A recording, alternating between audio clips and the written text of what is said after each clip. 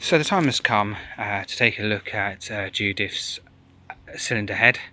It's been waiting patiently here, getting very dirty in the weather, for a head gasket replacement. So going to see how and where it's fouled and if it needs skimming or not. I'm not going to do a video on a full strip down on this particular a full strip down video for this. It will just be cutting in here and there to interesting parts of the actual video. But yeah, I've got the full kit here, water pump, the cam belt, all the bolts, all of the gaskets for the head, everything you could want for replacing anything that's gasket related in the head side of things. So hopefully it should be a straightforward job, depending on whether the head will need skimming or not, but it will get checked. So today we'll be removing the head and seeing where it's fouled and what state it's in. My first job is to remove the cooling level. All the coolant needs to come out. Might even take that bottle off and give that bottle a clean. So I believe there is some kind of plastic tray underneath there I'll have to remove, and then I'll have to undo this pipe down there and just drop the water from the bottom. I highly doubt there will be any water in there to really concern myself with, but at the end of the day, let's take it off anyway. So I've got the car raised on axle stands. I've made the axle stands as level as I can get because obviously the driveway is slanted down, but that car is as level as I can get it. So I'm going to take the under tray off next to get access to the pipe for draining the coolant out of the radiator. Always a little bit concerning when you take off the plastic trim and bits of bodywork just fall off. I have no idea where that's come from, but I'm bound to find out. So the trim is hanging, it's off. I can get access now to drain. I'm not going to bother undoing it from the other side because I'll put it up. Very crispy under here. In fact, the radiator doesn't look too healthy. That's the bottom of the radiator. Yeah, that doesn't look very healthy at all. I mean, you're missing some. It's probably where that bit's come from, or something like that. Also, this flange here is broken. It's flapping around. If I can just about get in there. Yeah, it's like flapping around. So I'll have to find something to clamp that down with, just stop it from flapping. But yeah, it's a very crispy under here. But unfortunately, these cars were always. I always avoided them for the rust. If I'm being brutally honest. Hence why I'm sticking with Gary. He's all clean underneath, not a single bit of rot. So, anyways, on with the journey. Let's get this pipe off under here and get the water drained. What may be in the system. Well, there was some water in the system, and that's now draining.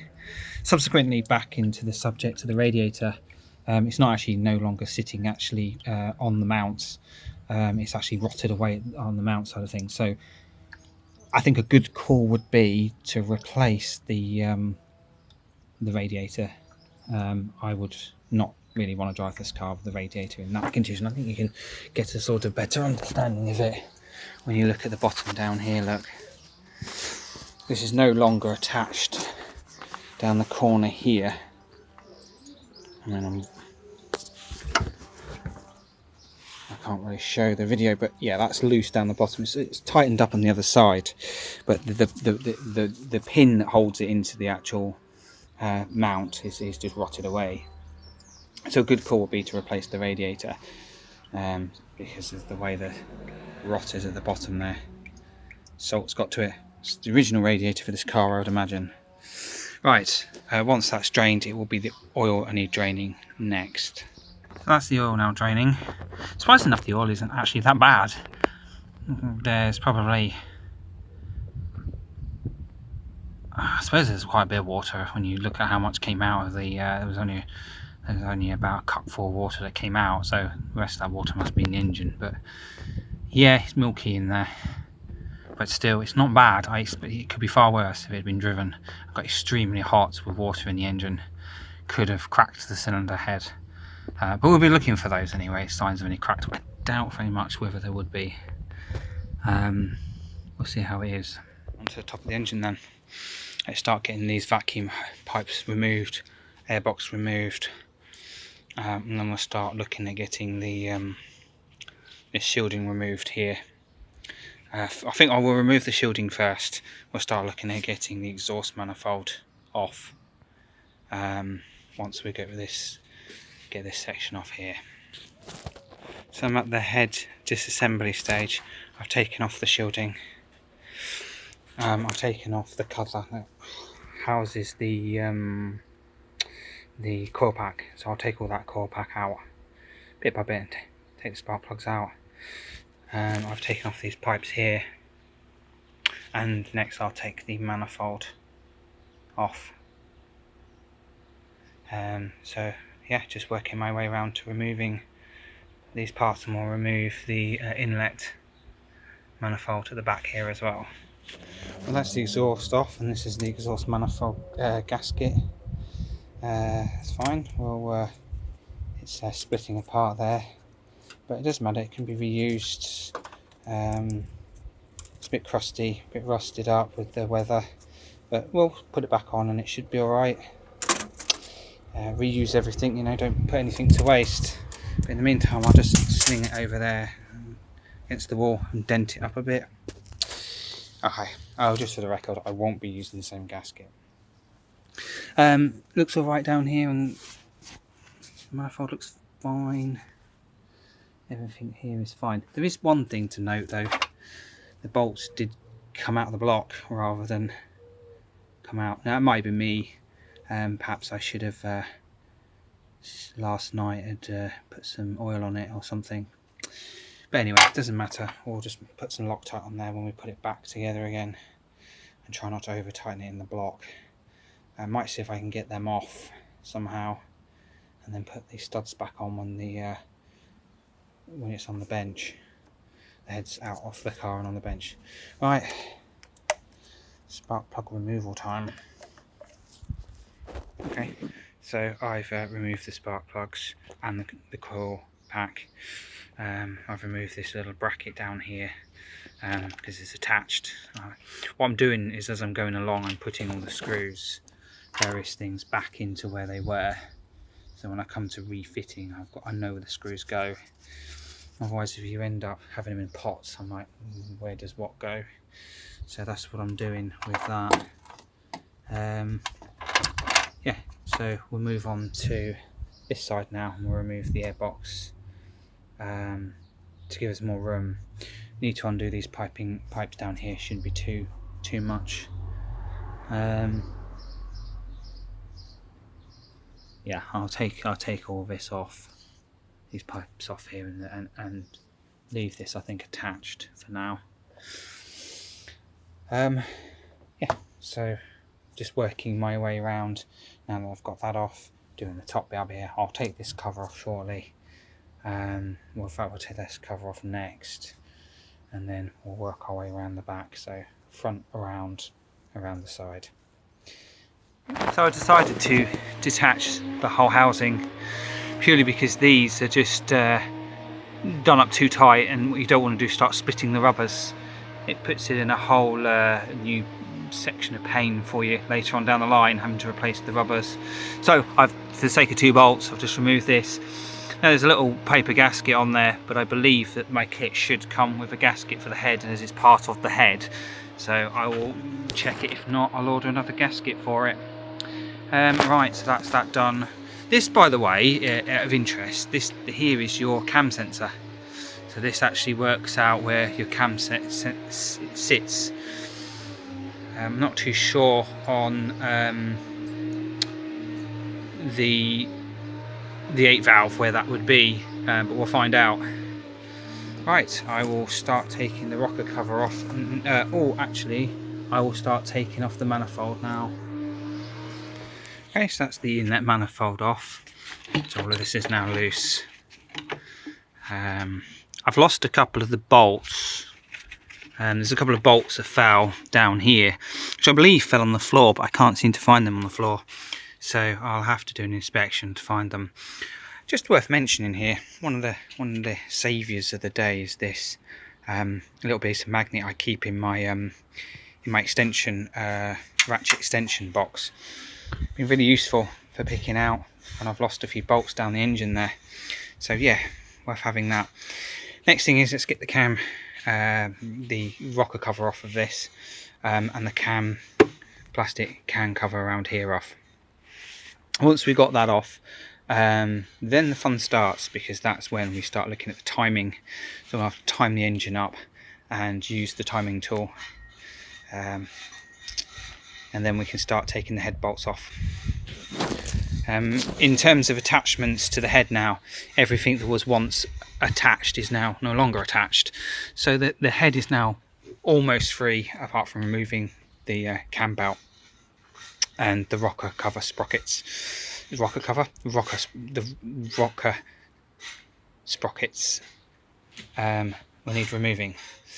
May have to end up taking the engine mounts off for this, and lowering the engine down a little bit, possibly. We'll see how we go. So I've removed the rocker cover. As you can see, it's milky. The rocker cover gasket looks a little bit crispy, very crispy, which is not good to have crispy gasket like that in the engine. Those bits will break up, cause all kinds of problems. So it's a good job we're going to be replacing that gasket house. That'll all need cleaning up. But yeah, it smells really fishy, like fish water for some reason. Very strange. Right, next on the list to do is remove the rocker cover box and then get this timed up. That's going to require the attention of the Haynes manual to work out how best to do that, because it's got to be done right. Okay. So I've taken off the engine mount purely because I need access to the pulley down there in order to turn the pulley. So I've turned the pulley and subsequently timed it. The timing marks are there. You can just about see there's an in there, exhaust that side, in that side. And I'm using this nice little K16 valve locking mechanism to make sure the timing does not go off. Next we need to remove the belt and water pump. So I have removed the can belt from the sprockets, and that's all timed up with the timing tool. So now I'm just going to undo the head bolts in the sequence of order. The only problem is these bolts here won't come out because this tappet there is in its way. So what you've got to do is you've got to rotate these, mark them up, and just rotate those so that these turn. Just make sure you turn them back. I'm going to do that, undo the bolts, and then I'm going to remove the sprockets from here, and then it should be free to lift the head off according to my sources. Right, just undo the head bolts. Okay, so I've removed the cylinder head from the car. This is the original Rover gasket. There's nothing that looks suspicious, like, I mean, it's obviously fouled, because we can see it's fouled, but there's nothing that sort of shows signs that it's very weak. take the yeah, there's a lot of mayonnaise here, so one would assume it's failed around that point there, which would be down here. Difficult to say really, because the gasket looks okay, and the rubber around the outer rims of it look fine, but could be anywhere along there, to be fair. I mean, there is a lot of oil. There's a lot of oil going around here. It's rather messy. Should we take a look at the bottom of the head? Yeah.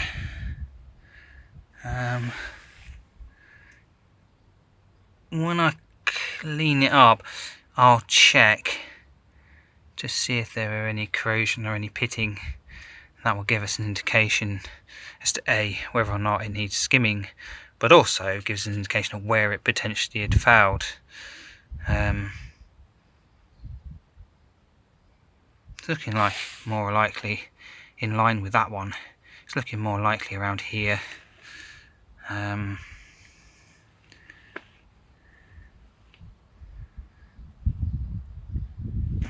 Around this point here. So yeah, so we'll clean all this up now and hopefully get a better understanding of what's going on. That will be taken off for head testing. Yeah, a bit of a shame about the fact the studs, only one stud remained in. The rest of them all came out, which I don't really like the idea of, because then you have to try and torque them back in, but we'll look at putting them back in somehow. Might even see if there's some new studs that I can get with new bolts. Might be an easier way, but it's dependable. As for Judith, yeah, we'll take that head gasket off, and we'll give it all a clean, and we'll put some rags in the chambers. The chambers look to be spot on in terms of all at the same level, which is kind of what I've expected to see when it's timed up correctly, I believe. Need to get all of this tray off here, all this plastic. I need to undo this. I need to get down here. I've taken off the engine mount purely because I need to get access to the belt and replace the belt and the water pump. Doing that all at the same time, obviously she's got more access, but so far it's been a day's worth of work really, just taking my time on it, you know, not spending, you know, like speeding up time to get stuff done quickly. It's not a case of that at all. It really is a case of I've been taking my time. These kind of jobs do require, you know, you to take a lot more time. But yeah, it's definitely a dead gasket. It's fouled on this car, undoubtedly. And the new gasket, which is here, with new head bolts. This is the complete kit, which comes with all the gaskets for the head. There's the double layered gasket, and of course, most importantly, the new head bolts. I'm not one, I'd rather spend money and get new head bolts than waste money by putting the originals in. Subsequently, I did notice that when I was actually pulling them out, some of them were coming out of ease, others were kind of getting jammed, as if the holes were too tight, which means it may have been that the head bolt, especially this one here, the one that went down one of these chambers here, that one in particular was quite bad. I think that bolt might be a bit warped, so whether that's potentially causes the problem, I don't know. Yeah, so I shall clean up this, get that head cleaned up, ready to be sent for testing, and we'll see what happens beyond that. So that all that's left to do now is just clean up, scrape away some of these carbon build up on the surface around here, take this water out of here, clean all this up. There's no oil in the system anyway, so That's good. Need to get this off and then get the water pump down there off, as well as the cam bout out, which will require the pulley to be removed and the sprocket. This gasket here, which is often a problem, which is the inlet manifold gasket, will get taken off and replaced. That's a really easy job we've done before. I think really that's it for today. It's been a fair few hours on this. It's not been like the video very quickly. What's going to happen now is I'll clean these surfaces up. I'll clean up the head, and the head will then go off for checking and possibly skimming if there needs to be a skim. From my point of view, from my opinion to what I've seen, I don't think it even needs skimming. I think it's fine, but won't know for sure until it's checked.